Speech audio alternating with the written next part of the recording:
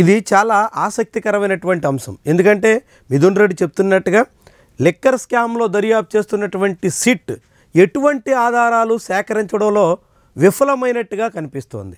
అనేక రకాలుగా మాటలు చెప్తున్నారు. దుబాయ్లో బంగారం కొన్నారు, దుబాయ్ కేంద్రంగా మొత్తం దందా నడిచింది, బెంగళూరులో రియల్ ఎస్టేట్ జరిగింది, టాలీవుడ్లో సినిమాలు తీశారు, ఇట్లా రకరకాల ప్రచారం అయితే చేశారు.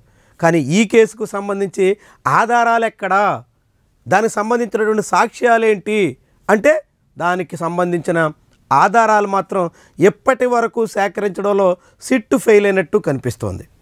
ముఖ్యమైనటువంటి ఈ భారీగా 3,200 కోట్ల రూపాయల స్కామ్ జరుగుంటే ఆ నిధులన్నీ ఏమయ్యాయని చెప్తే ఎన్నికల్లో ఖర్చు చేశారు అనే రీతిలో సిట్ చెప్పేదానికి ప్రయత్నం చేస్తుంది.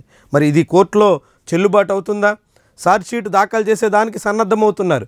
ఛార్జ్షీట్లో మరికొంతమంది పేర్లు కూడా నమోదు చేయించాలి అనే ప్రయత్నంలో ఉన్నారు. అందులో ఇన్నాళ్లుగా పలు రిమాండ్ రిపోర్ట్లో చెప్తున్నట్టుగా బిగ్ బాస్ జగనే అనే రీతిలో చిత్రీకరించే ప్రయత్నంలో ఉన్నారు. మరి నిజంగానే బిగ్ బాస్ జగనే అయితే ఆ కేసుకు సంబంధించినటువంటి ఆధారాలేంటి, దాంట్లో ఇప్పటివరకు సీజ్ చేసినటువంటి మొత్తం ఎంత, దానికి సంబంధించినటువంటి కేసులో ఇప్పటివరకు సేకరించినటువంటి ప్రూఫ్స్ ఏంటి, ఇలాంటి అంశాలన్నీ కూడా ప్రశ్నకు వచ్చే అవకాశం ఉంటుంది. మరి దానికోసం సిట్ ఏం చేస్తుంది అన్నది ప్రధానమైనటువంటి అంశం. తాజాగా ఇటీవల తాడేపల్లి నుంచే మొత్తం ఎన్నికల్లో ఖర్చు పెట్టేదానికి డబ్బులంతా ఈ లిక్కర్ స్కామ్ నుంచే వెళ్ళాయి అన్నట్టుగా అటు ఆంధ్రజ్యోతి ఇటు ఈనాడు పత్రికల్లో పదే కథనాలు వచ్చాయి. మరి అదే నిజమైతే ఎన్నికల్లో ఖర్చు చేసేస్తే మరి లిక్కర్ స్కామ్లో సంపాదించిన మొత్తానికి ఆధారాలు ఎక్కడా, అది లిక్కర్ స్కామే అని చెప్పడానికి ప్రూఫ్స్ ఏంటి, ఇలాంటివన్నీ చాలా కీలకమైనటువంటి అంశాలు కాబోతున్నాయి.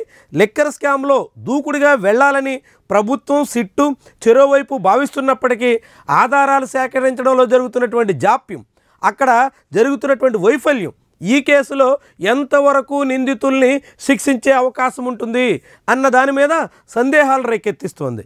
రాజకీయంగా గతంలో చంద్రబాబు మీద లిక్కర్ స్కామ్ కేసు పెట్టారు కాబట్టి, అందులో ఆయన బెయిల్లో ఉన్నారు కాబట్టి ఇప్పుడు లిక్కర్ స్కామ్ పెట్టడం సాధ్యమవుతుంది.